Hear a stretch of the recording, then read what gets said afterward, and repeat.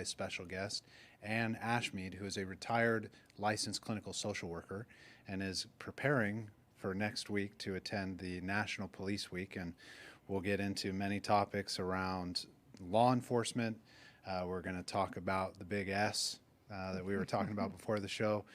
For those listening along, we are two career clinicians who are going to be talking about some pretty heavy topics, so discretion is advised, but very important topics nonetheless. Yes, yes. Thank you, Alan. Yeah, thanks for joining us. Yes. So tell us a little bit about National Police Week, your work with it, and just kind of what led you in some of these directions, and we'll navigate it from there. Okay, perfect. So National Police Week is national that honors the police officers who died last year or the year before, the prior year, died in the line of duty or by suicide. And it's a big event in Washington, D.C. that has occurred since John Kennedy I don't think they've had the whole police week, but John Kennedy put into effect Law Enforcement Memorial Day, May 15th. And so Police Week always lands the week of May 15th. And it's memorial service, a time for the officers to be recognized. They're recognized on the lawn of the Capitol. And during that week, all the surviving family members, co-workers, all the surviving people whose lives are touched by that officer are there to have like their own conference, like a survivors conference while they're there. And so we get to spend time. My part there is spending time with family members of these officers who died. For example, on Wednesday, I will be sitting down with about 30 mothers whose sons or daughters died in the line of duty. The mothers I'll be working with, it was a felonious death, which means it was a felony. They were killed. It wasn't a heart attack on the job, which happens to police. There are a lot of reasons police officers might die. Right. So I'll be sitting down, which is a privilege to get to sit and talk to those mothers because they don't always get to talk about this. Yeah. Because it's really hard for people to hear. People don't like to hear other people's grief. Right. Yeah. Well, yeah, it's a tough topic, and It's a tough topic. a lot of pieces to pick up and put back together, I imagine, during a week like that and beyond. Yes, it's a very heavy week for them. So there'll be a candlelight service. You might see glimpses of it on the news. If the president speaks at the memorial, you'll see a glimpse of that on the news on the 15th. And then after the support session where we get to talk about the officer, then the memorial, and then the next day we have a teaching segment. So they have a lot of classes, just like any conference. They have a lot of classes to choose from. I'm going to be teaching this year kind of on bridging the gap between mothers-in-law and daughters-in-law. So I'll be teaching to the mothers-in-law and then to the daughters-in-law because mothers and daughter-in-laws have their own, without problems, have their own stuff to figure out. Sure. But then when you have a death and you have a traumatic death, that just complicates it. Yeah. Well, and it's powerful, too. It's like an opportunity to teach people how to suffer well. Yes. You know, not get rid of the suffering, but embrace the pain. Embrace it and embrace each other's. And Yeah. yeah. Yeah. How long have you been volunteering time with the National Police Week and doing things like this? So I started contracting with them in 2013. So other than National Police Week, the organization that I contract with is called Concerns of Police Survivors. And Concerns of Police Survivors is an organization that has programs for all surviving areas, be it spouses, parents, adult children, siblings, co-workers. There's about 10. I'm not even going to name them all. And we have a kids camp every year. Yeah. And that's really to get together because when an officer dies, if I died tomorrow, my family would be sad and my friends would be at the funeral and that'd be it and that'd be it. When an officer dies, especially in the line of duty, that family's grief is in the public eye. And it's on TV. And there's a memorial. Oh, and let's have another memorial. So there's a lot of dynamics we don't think about. And so these opportunities are places for them to go and just be themselves and be able to sit down with somebody who gets it, Yeah. who gets it. They don't have to explain it. Right. Yeah. Well, that's important, and also important why we have the discussions on platforms like this. Because what we were talking about before the show of like, do we use the word suicide? What does YouTube think? And all these things where it's like, can we just have the discussion? These are realities that we face. Realities. And doing that responsibly while also getting the information out there is so important. Yes. Yes. Especially, just to kind of piggyback on what you were just sharing, is the multitude of areas in life where it's not as simple as 1, 2, 3. Right. All right. And grief and loss is never that simple, but especially not in the public eye. And I thought that was a really huge call out, because those are things I would never stop to think about either if I didn't have to. Exactly. Because sometimes it's kind of easy to think, well, why would they have that? I mean, I've had a death and I don't have that. Yeah. There's a big difference we don't think about, Yeah. especially if we've never worked in that field. And with law enforcement, we don't think about they're doing all that in the public eye. And in some cases, they're doing that with a climate that's not always supportive of law enforcement and their families. Yeah. Yeah, that's been definitely another factor for quite a lot of years now to contend with, I imagine, for the family members who are just trying to grieve a loss. Yes, yes. Yeah. And so what a spinoff from that, I didn't mention that, is another organization that's a sister organization with concerns of police survivors is Survivors of Blue Suicide. Because blue suicide is a big thing too. And I'm not going to tell you my statistics are correct. I don't know them 100%. But the last I heard, blue suicide is higher than felonious death. And so felonious is the felonies. Yeah. Because look what officers have to face. Besides how they're treated by the public, they see the ugly side of the world. Sure. Yeah. Yeah, we had another therapist on maybe about a month ago. His name's Graham Quattlebaum, and he's a career cop turned therapist, and he talked a lot about the way cops will often, and I've seen this in my own practice, they'll stuff it because they're afraid of being labeled not fit for duty. Exactly. On top of just the things that you're seeing and the ways that people behave when you're out patrolling the streets, if you're a beat cop.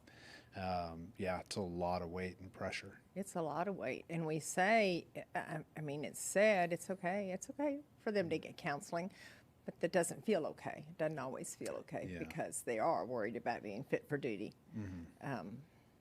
It's hard. It's still a stigma to get counseling. Yeah, that's kind of what Graham was sharing too, is there's a bridge that's being gapped, but it's slow going. Yeah. What do you think it's going to take to move that ball just a little bit closer towards the goal?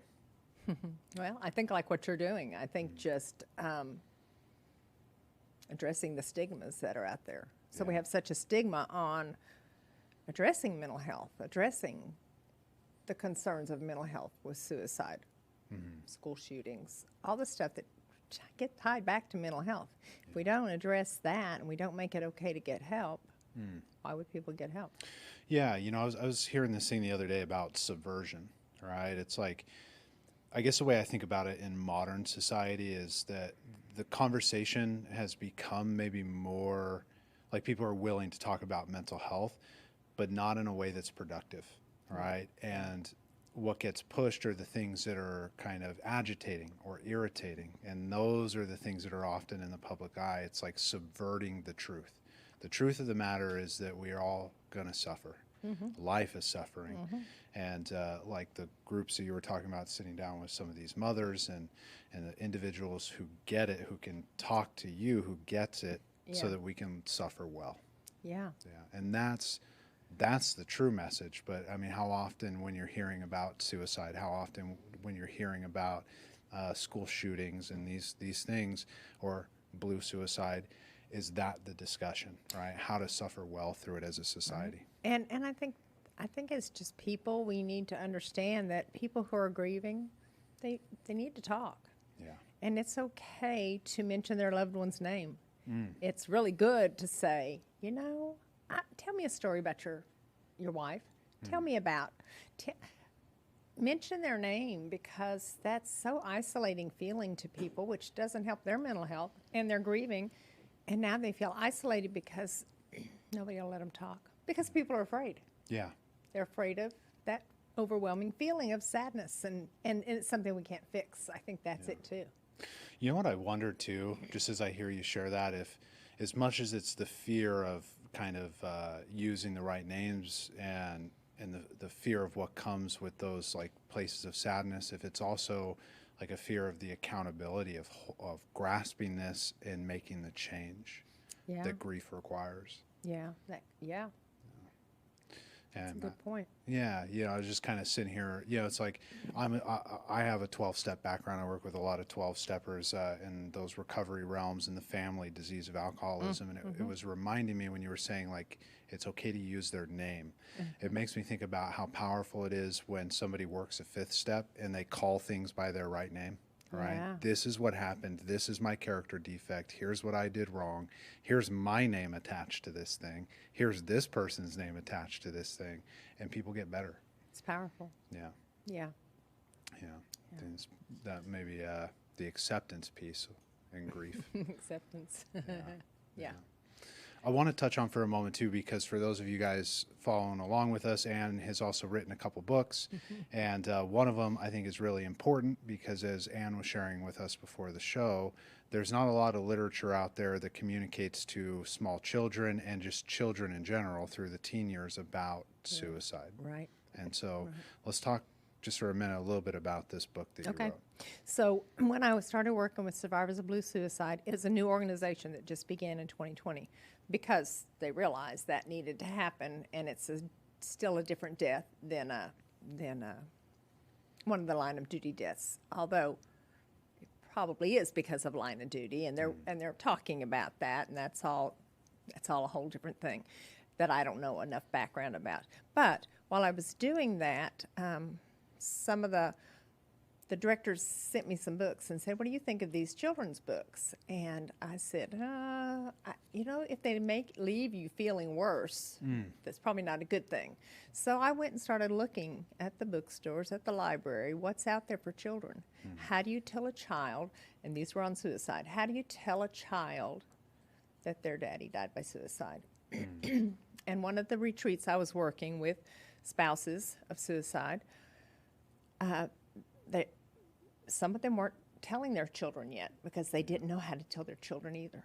And so I had this crazy idea, well, I'll just write a book on that, about the feelings and what to do with some of those feelings. And so that prompted me to write a series of books about a dad, a mom, a grandparent dying by suicide. And do they all have the cute puppy that's in it? They all have the cute puppy. The cute puppy used to be my therapy dog until nice. he lived out his whole life, and he's not here any longer. So he used to be my coworker. Oh, nice. Yeah, he was my coworker That's for awesome. many years. Yeah. Yeah. It's doing the social media side of things. When we put information like this out there, I can already, because we've seen it before and some of the comments and stuff. It's like on one hand I understand it, and on the other hand there's the real conversation we have with clients in therapy sessions. But as you were sharing, how do you tell a child? I can already see the comments. You don't, right? And there's that fear. There's that kind of separation from the healing. And I know when you don't tell that child, then in 5 years when one of their classmates says, "Oh, you're the one," and I always say daddy died, but it's not just daddies. But when they say, "Oh, you're the one whose daddy killed themselves," that just made everything in that child's life a lie because they weren't told the truth. And it is a hard thing to say. It's hard to, how do you explain it? It's hard to explain. It's mental health. Yeah. But if you don't, it's also like existential. This is like the lights on and off. Yeah. I mean, it's hard enough. Isn't it hard enough to tell a child somebody died and they're not coming back? That's hard enough. Yeah. But then when you add this, but again, if you don't add something, they're going to be told. When they're told, if it's been 5 years, they're going to feel like they've been betrayed. Yeah, betrayal is literally what I was sitting here thinking as you were talking about it. It reminds me of, I didn't think anything of the losses in my life and how much they had surmounted and not been talked about and swept under rugs until I was doing a timeline. I remember my therapist was like, well, were you ever sat down and explained like why you had moved from this house to this house? And see, in my mind, I'm like, whatever, Yeah. you know, what, but Yeah. it started to hit of like, if that's important, oh my gosh, all these other things that are, you know, Yeah. way worse. Yeah. I need to start looking at this. And I watch that in clients, you know, ever since I've learned those lessons years and years ago, it's like you can see it. It's like if we don't talk about this, the person who is trying to maybe quote unquote protect you is actually the threat is betrayal. Yes. All right. Yes. And I think the part that hurts for the adult, which then the child grows into, and maybe you could say more about this, is like the realization that that adult was doing it for themselves, not for the child. Yeah. It wasn't being explained to the child because that would be too hard That would be too hard. or too Yeah. painful. Yeah. Yeah. And so now that, I mean, we have enough to navigate as we grow up, right? But then if we're navigating now what was true and what was a lie and why did that really happen? Yeah. I mean, we always have these conversations about how we talk to our kids about anything, Yeah. and we do it at their level. Yeah. That's what we need to do, is talk to kids at their level. I mean, my book is written for a little kid, for a small child, Yeah. 4 years old, 5 years old, at their level. Could you give us just kind of an example?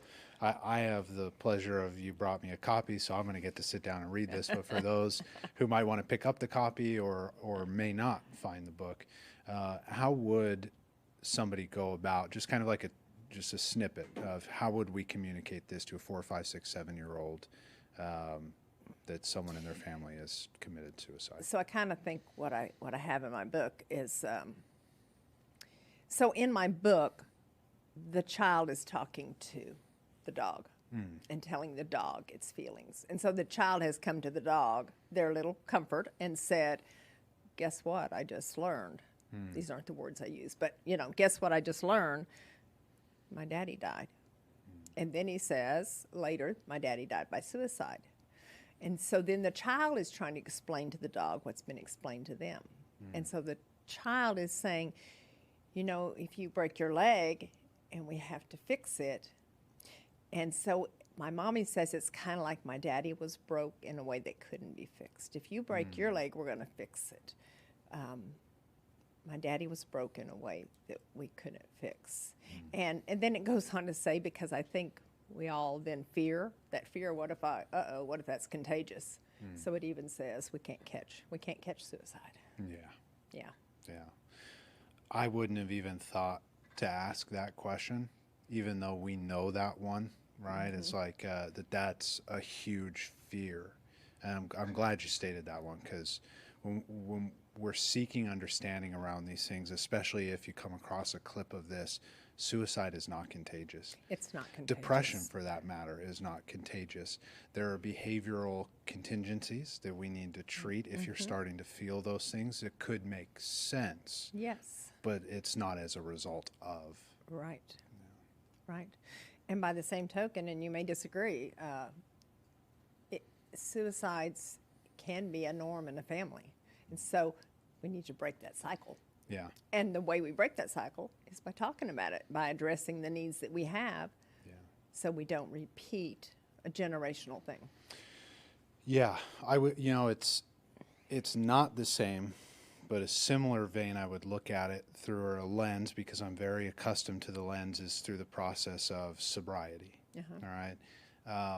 When there's a behavioral norm in a family system, it will become increasingly difficult to break that addictive cycle, or in this case, a depressive cycle that's really low on the emotional spectrum, until someone steps up and says yes to the work.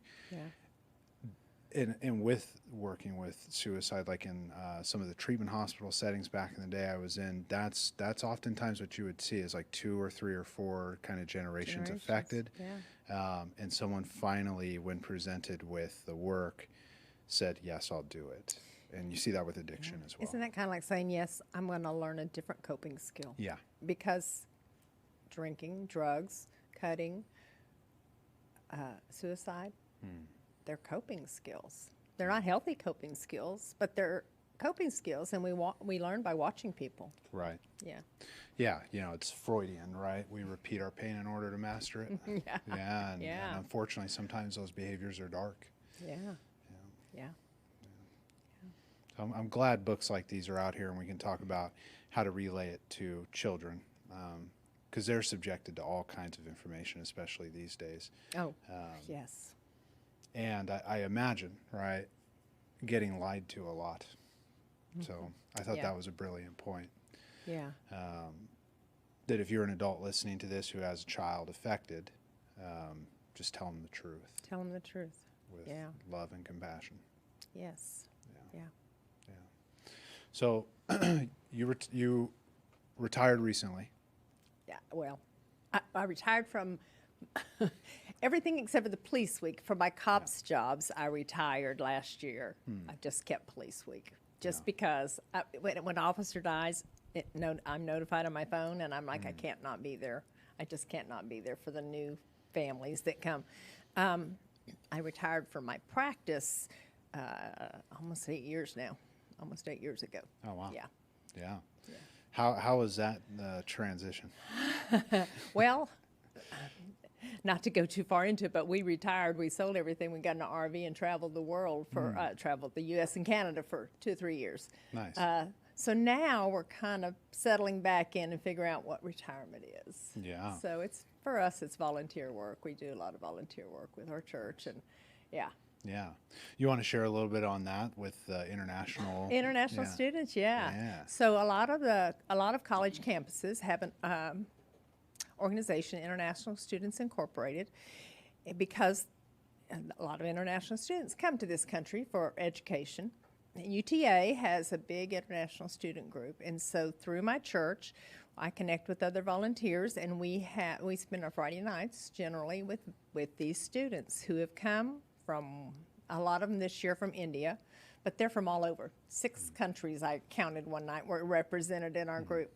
And we come together and we fellowship with them and share a meal and just kind of do family with them almost. Yeah. And then a lot of the volunteers, we might have them come and join our family for Thanksgiving or something, because you talk about how that could be depressive. You leave everything you know. Yeah. They do speak English.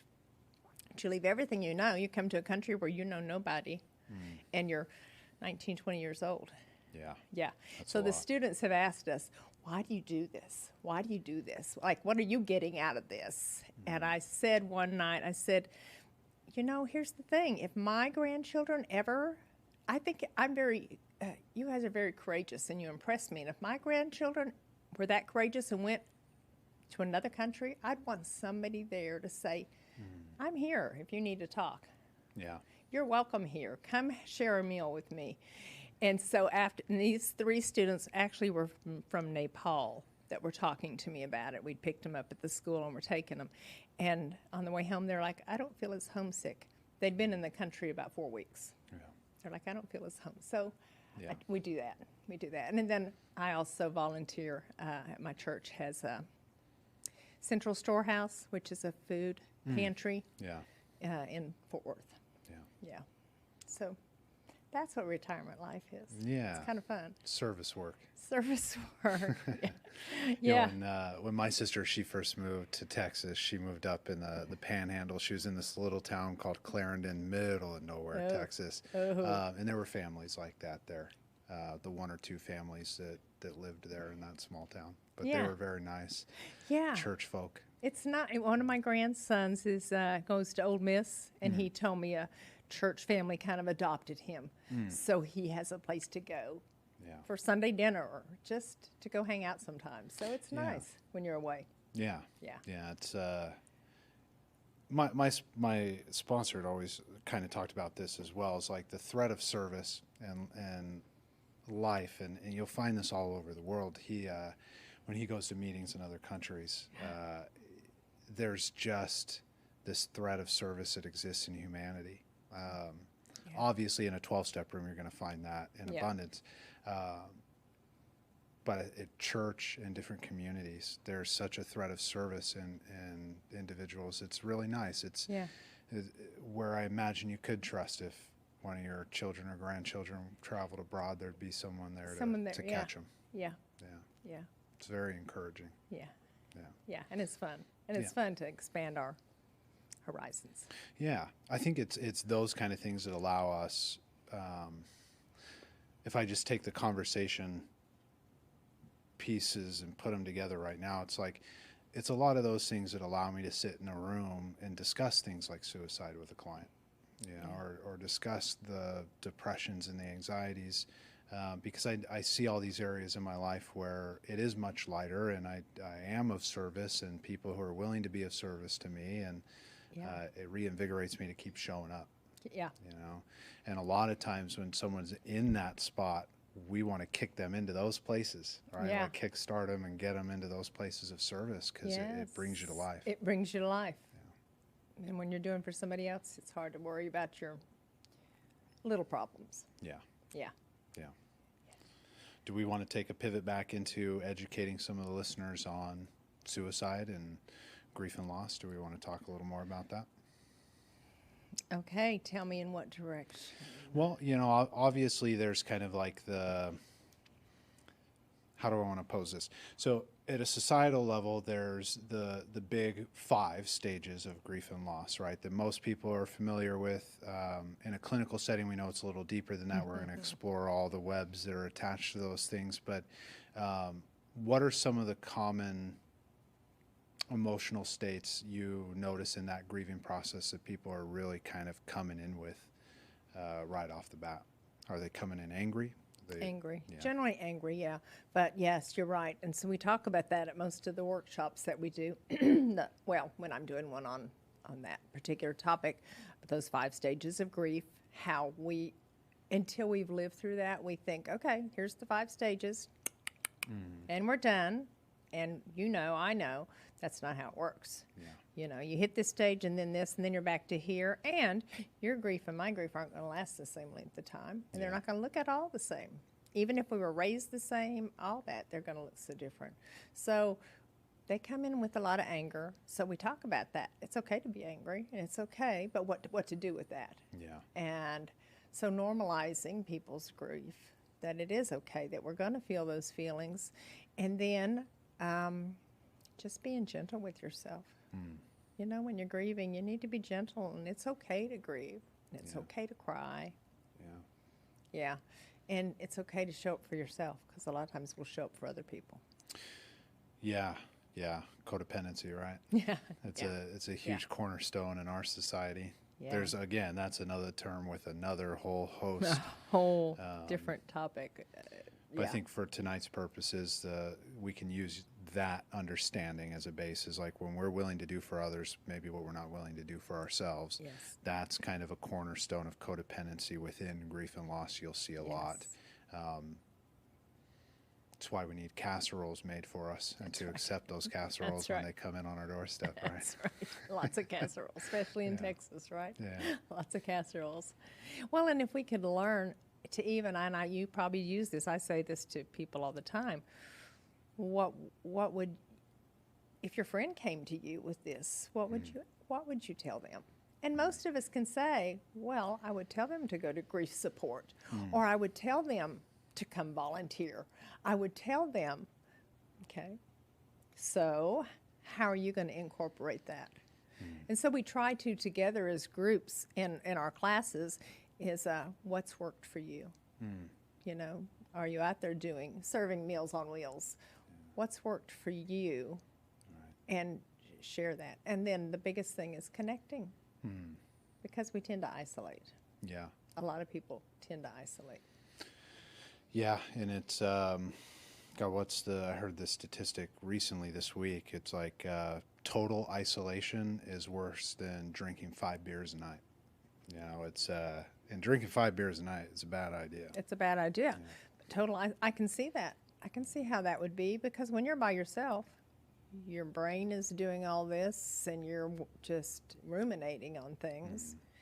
And if we speak things out loud to somebody else, it takes the power from it. Yeah.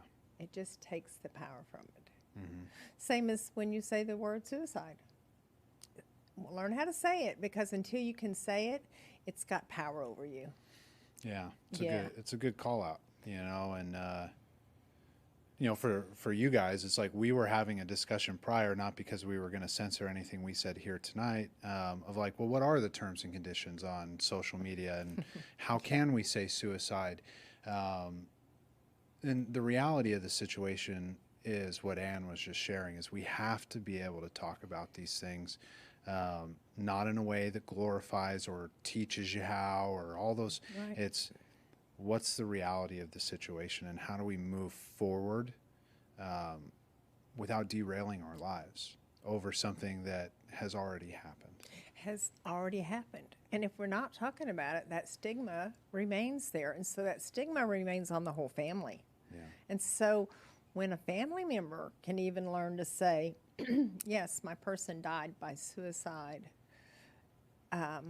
they realize that people still accept them, that they don't look at them like they're tainted, or that's probably not the right word, but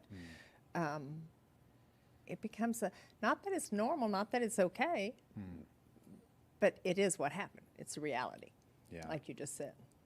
I imagine a lot of like faith-filled religious families as well. When I think about cops, right, I know a ton, right, in the realms of the churches over my life and just in this field as well.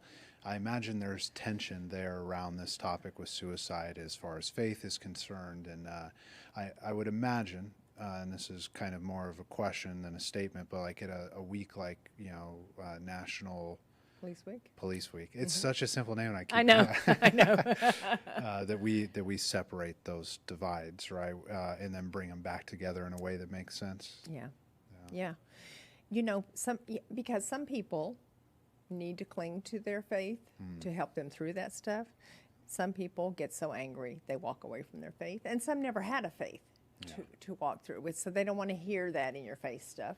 That's not something you and I both know in our profession. That's not something we go out and. I would not talk to somebody about their faith unless they talked to me about their faith, you know, and brought it up. I heard, you know what? I heard a really good thing. It was at a friend's spouse's funeral, and he died by suicide.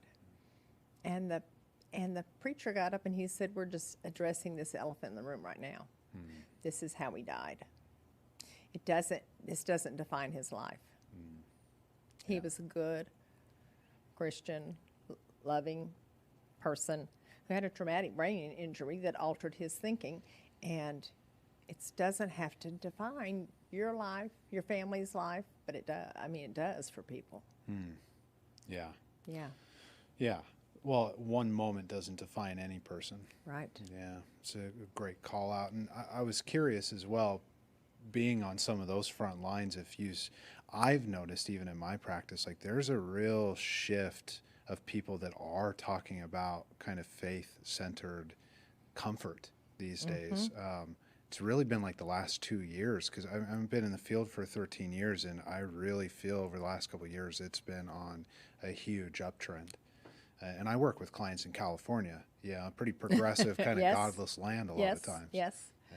You know, that's interesting you say that, because I've noticed that too with the people I know who are now in the social work field, newly in or still in school, and they have courses on that now. When I was in school, we were taught what I just said. You're not there to talk to them about that. That's a separate thing. Don't do it. Don't mix the two. Well, I have a very strong faith, so if you're going to bring up faith, I'm going to talk to you about it. But there was a kind of a line you didn't cross, and now they're teaching social workers in school how to help people who who have a faith to utilize that. I guess Yeah. that's a good word, to utilize that for their coping. Yeah, it's like we're our best tool. Whatever your faith background, it's like, wouldn't that be important to utilize? Yeah. And I went to when I did my master's, it was a Christian school in Southern California, and they were very hard nosed on this is a secular master's program. Yeah. And it's funny, being 13 years removed from that, to see the shifts in some of those things where the it's not so hard nosed, in a field that really isn't hard nosed. Right. We're teaching people to not be that way. Right. At least as far as I can tell, I had to learn that shit. I had to learn how to not be so hard nosed in my life. Yeah. And have some fun and loosen up, and Oh, but also have too. some Is boundaries. that part of our? Yeah. I think it is. I think it's part of being a therapist is think taking it life is. too seriously. Yeah. Yeah. Yeah. Yeah. Yeah. I think too, though, mentioning your faith, I think we also are fortunate because I think that's a gift that we've been given, that we can listen to that hard stuff and live in that hard world. And Yeah. then when we can, even better, when we can figure out how to have fun and lighten up at the Yeah. same time. Yeah. That's Yeah. why I like that your book has a puppy in it. You know? Yeah. There is beauty in suffering. Yes. And there's plenty of, and I don't want to be insensitive with this, but it's like there's plenty of fullness and fun left for people after tragedy. There is. It's just going to take time to ease back into it. Yeah. It's like when you're at the beach and you get slammed by a big wave. It's like, I still want to go in the ocean. I still want to go in the ocean. Yeah. Yeah, just maybe give me a few waves before you slam me with one again. And know? isn't that too part of that grief process of, oh, wait a minute, I was kind of happy today. Is that bad? And that happens when people are grieving. All of a sudden, they're not thinking about that person 24/7, and they laughed or they smiled or they had a good time, and then they feel guilty. Yeah. Yeah. And I think part of that too is, I think part of that's our society too, because people are watching. They're watching. They're like, either they might go to, oh, I saw you laughing today, so you're good. You're over it. Well, probably not. You're probably not over it. You just had a good day. Yeah. Or it's, oh, you're laughing already. So, well, a lot of constraints we put on grief. Yeah. How would I say? I address this one in a lot of different ways on this show, especially around mental health topics, is unless it's originating from you with your support, then whatever anybody else's opinion is on it, Yeah. it can take a hike. Yeah. Yeah, especially with grief and loss. I mean, survivor's guilt is a huge one. That's a very natural feeling that then gets a lot of pressure put on it by society on either side, right? Move on, or you're moving too quickly. Yeah. When the reality is you're going to move at your pace. Exactly. Yeah. And you know what? That's the part too. Going back to your law enforcement part and the people you've talked to who've been law enforcement therapists is survivor's guilt when your coworker is killed in the line of duty. Yeah. Yeah. Yeah. Graham kind of touched on that one too as well. It's like, imagine you spend your whole day with somebody every day, right? Virtually they become quasi, they're not family, but they become quasi family. Yeah. I can relate to that in a way that's like not even as anywhere near as serious, just playing baseball when I was younger, where you're spending all your time with, and they become quasi family. It's who you lean on when your family's not around. Yeah. And then to see that person get hurt or even worse, killed. Yeah. Tragic stuff. Tragic. And that helper part of us that you talked about, that part where we want to give and help others and be there for others, and you couldn't help that person. So that messes with your head, Yeah. which then messes with your mental health. Yeah. Yeah. Yeah. Those internal boundaries are so important for us to protect ourselves, not just as providers, but as family members and individuals who are living in a society afflicted by this. Because I think there's something to be said for like the afflictions, like you mentioned a really important one that impacts us all, is school shootings. Yes. You don't have to have a kid to feel in your gut that this is evil and insidious stuff. Yes. We're all affected. Yes. Calling these things by their right name are so important for us as a society to move on. Because if we don't, it's like our society isn't going to collapse anytime soon, but this is how we divide. This is why people are at odds, is when you don't label things properly and have the shared understanding. Yes. Because then it's like, wait, what word did you use? That's not the way I see it. I'm going to hurt you. Yeah. know? Yeah. And it escalates that quickly. And it escalates that Just quickly. go to someone's house on Thanksgiving. Yes. Especially if it's an election year. Yeah, God bless. Yeah, yeah. Yeah, you know what? One of my books is about a school shooting.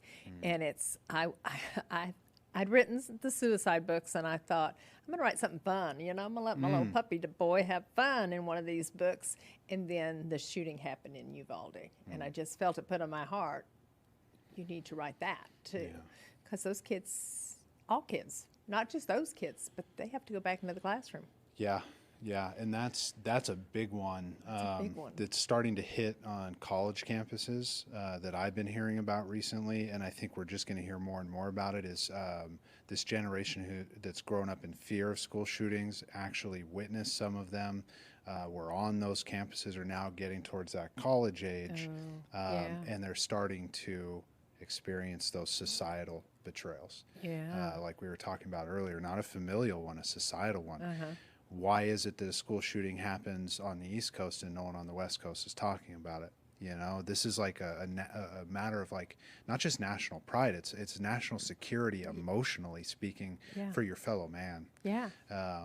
That one will give me the goosebumps because it's like, I want to know, and maybe this is just like the patriot in me, I suppose, is like if somebody came to Gabe's doorstep that wasn't an American and had a problem with him, I'm laying my life down for him, you know? And I want to know that my fellow American would do that for me too. Yeah. And these points matter for those reasons, not just like national pride, but like friendship, family, love, you know? Yeah. And I guess what I would say is I feel for these young kids who don't know maybe what that feels like to not be betrayed in those ways. Right. Yeah. Because how can that not feel that way? Your safe place. Yeah. No longer. Yeah. Yeah. And all because nobody wanted to talk about it. That's why this stuff is so important. Yeah. You know, it's like, here's one of my favorites, right? I know I'm talking a lot, but That's good though. I like what you're saying. There's this place a lot of times on social media where people will sit in this place of like high empathy, right? Of like, I'm so much better than because I'm woke and I understand and all this crap, right? And the reality is nobody's talking about what really matters, you know? That we have to sit and wonder, is somebody going to misrepresent suicide on social media? Why is that even a thing? Why are you talking about it if you're going to misrepresent it? You know? It's funny to me. Because people just want to have an opinion on everything. Yeah. Yeah. That's a really solid point. Yeah. Yeah. Yeah. And prior to like my own therapy and stuff, I definitely fell into that camp. You know, I wasn't necessarily thinking about, is this the right thing to share at the right time? I just had opinions. Yeah. So that's a good call out. Yeah. Yes. You know? Especially when I was hurt. So it's like then with topics like this, and I imagine you see this a lot, it's like when somebody's really hurt, those opinions start coming out. Yes, they do. How does that play out at National Police Week? Is there like, how is it contained? And I don't mean like that it's unruly, but like how are they kind of walked through, guided? Is there just like a lot of... You know what, there are a lot of, besides the group of counselors that work there, there's a lot of peer support from Warriors Rest and U.S. Marshals, and there's a lot of peer support. So we do a really good job. I say we, I mean the people who are in charge of this do a really good job of keeping us connected, that we know stuff about families coming in. So, for instance, a family comes in, and I'm going to say the majority of them have an escort officer that comes with them, and they're going to escort them through the memorial service and through things. And that escort officer spends a lot of time with them. So if there's any family issues, any just bad stuff, they will contact a counselor or a peer support, so that we try really hard to be aware of all of that because it's such a high, tense, emotional thing. And again, you're blending mothers and daughters-in-law and step-parents and former spouses who are the parent of the children. All the family dynamics with that. It's a good old so mess. they do a really good job of staying on top of that so that we can always communicate. So, for instance, if there's let's say the bus that I'm assigned to go to the memorial service, the big service on the Capitol, and there's conflict with some of the people on that bus, I'm informed of that before I get on the bus. Oh, that's so I can just be aware because emotions are getting high Yeah. and that stuff's going to come out. Yeah. Yeah. Yeah. And I feel like we shouldn't have to ask this question, but in modern day society, we do. Anytime you have an event for cops, you're going to have protesters. Do you guys ever run into that with this event? It's really interesting. We have not. Oh. We have not. And it's very obvious that the police are there Yeah. because, well, not only because you can just see all the million cars, and they're coming from all states. They're coming from all states. Other countries come to this to honor the officers. And then the day of the memorial, if you've been to D.C., no, okay. So D.C., the mall is actually the area where all the Smithsonians are. Yeah. And it's a big area. And just lining that, when we drive in on those buses, it's just lined with motors officers standing at attention. So it's very obvious the police are there. The area that we are in with the survivors that are going to be honoring their loved one, putting a flower on the wreath, it's a protected area. And you know, if the president's there, snipers are out on the roof and stuff. We have not, that I've seen. Yeah. Maybe I just was oblivious, but we have not had. Well, it's good to hear. You know, it's like some things are sacred. That's you know, sometimes it's like I'm a full supporter of freedom of speech and peaceful protest. Some things are sacred. Yeah. You know, you want to protest the police, do it somewhere else. Do it at the next event. Do not it at the this next event, not this one. one. Yeah. Yeah. Yeah. And I guess hearing that you haven't seen that or experienced it in the years you've been doing it, well, it tells me the part of me that isn't like a realist or a cynicist sometimes is like the empathetic, compassionate side of myself realizes, like, I think people do generally understand that some things are sacred and they want to. Yes. And I think, you know what, this is me on the top of my head thinking, it's overwhelming for people, though, to also see that many police there. Yeah. And that many surviving family, that many mourners there. Yeah. At the big candlelight vigil. It's amazing. So if you ever see pictures of the mall, it covers so much of the mall where the candlelight vigil is. That's overwhelming for people. Yeah. I tell you what, I always kind of feel sorry for the hotel staff because I'm like, do they get to debrief over seeing all these mourners in here? It's a lot of energy. It's a lot of energy. Yeah. Yeah. And I wouldn't even say sad. I was going to say sad at first, but I think my gut would say like important energy. Like there's an importance in life around death that we don't understand. Yeah. And that's a lot of that energy to be in one place. Yeah. Well, and there is happiness and smiling too, and there's also reconnecting.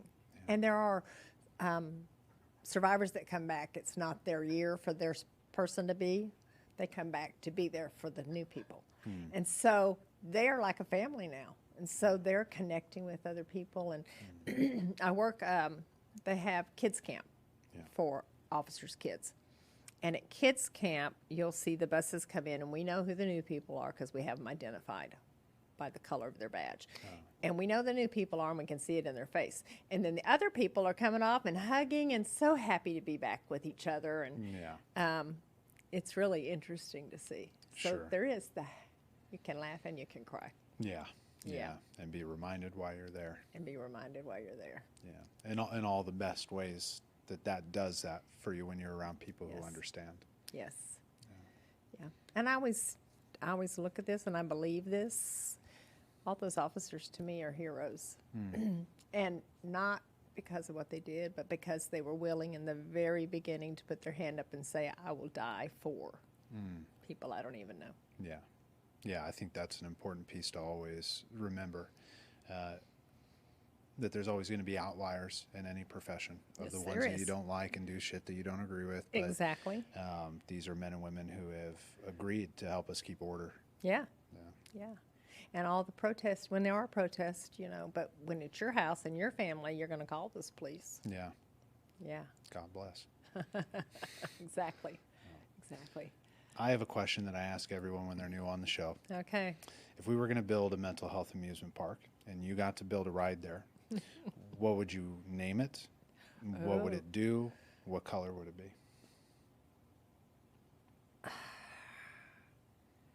You know, the first thing that popped in my head is a roller coaster. Because that's our life. It's a roller coaster. It's a popular choice. I bet it is. Because that's what it is. That's our life. That's life. If we can, you know, embrace that, that's our life. Change is inevitable. Change is constant. A roller coaster, what would I name it? Our life. Okay. Okay. What Purple. color? It's got to be purple. It's got to be purple? Yeah. Okay. Is it a super fast one or? Oh, yeah. Lots of ups and downs. Yeah. Nice. Any last words? Well, you have a captive audience here. Oh. Any last words? You know what? Be gentle to people. Be kind. And when you know, if you know somebody who's grieving the loss, no matter, it doesn't have to be law enforcement, who's grieving a loss, reach out to them and just say, hey, I was thinking about you today. And I was thinking about, and name the person. Name the person who died. I was thinking about your daughter, Susie. And just wanted to tell you that. And you know what? That person you say that to is probably going to smile. Yeah. Yeah. So, and treat other people the way you treat family the way you treat friends sometimes. Yeah. It's a good reminder. Yeah. Yeah. They need it too. They need a hug. They need a hug. Yeah. Yeah. Well, Ann, thank you so much for joining us here tonight. Thank you, Alan. Thank you for what you're doing to break these cycles. Yeah. God Yeah. bless America, right? That's right. Ladies and gentlemen, Ann Ashmead, licensed clinical social worker, retired, Retired. doing a lot of great work. We will have a link in the description that Ann sent over if you want to donate, right? Is that Oh, you can or want donate more to Concerns information? of Police Survivors. Yes, you can.